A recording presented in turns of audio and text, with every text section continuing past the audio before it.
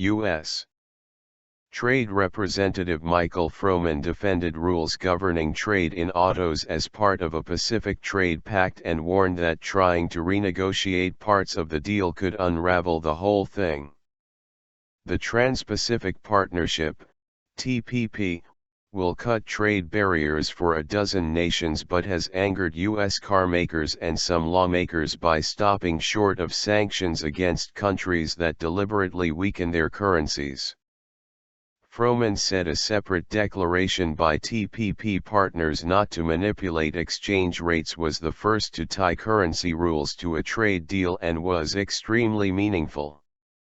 When you combine that with the potential opening of the Japanese market, the elimination of the 70% tariffs on autos into Vietnam, the elimination of the 30% tariffs into Malaysia, plus the elimination of non-tariff measures that are quite extensive in Malaysia, the increased opportunity to actually export autos, we think this is a strong outcome, he said in comments approved for release on Thursday. The deal stipulates that only 45% of a vehicle will have to be sourced from within the TPP, down from a comparable 50% plus level under the two-decade-old North American Free Trade Agreement rules, which are credited with driving an auto industry boom in Mexico.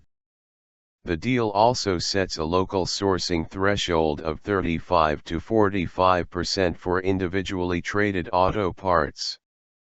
The TPP rules mean that more than half of a vehicle could be sourced from outside the 12 countries participating in the trade pact and still be sold in the United States, the bloc's largest market, without tariffs.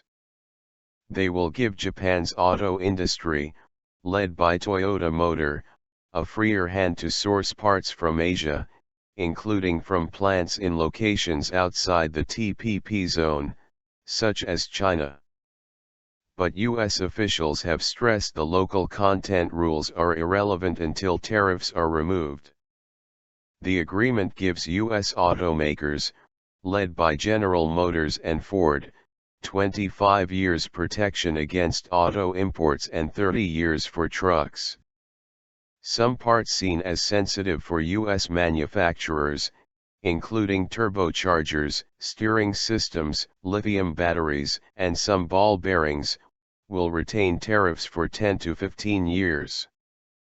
Froman ruled out trying to reopen parts of the TPP, a move pushed by senior House of Representatives Democrat Sander Levin, who comes from the automaking state of Michigan.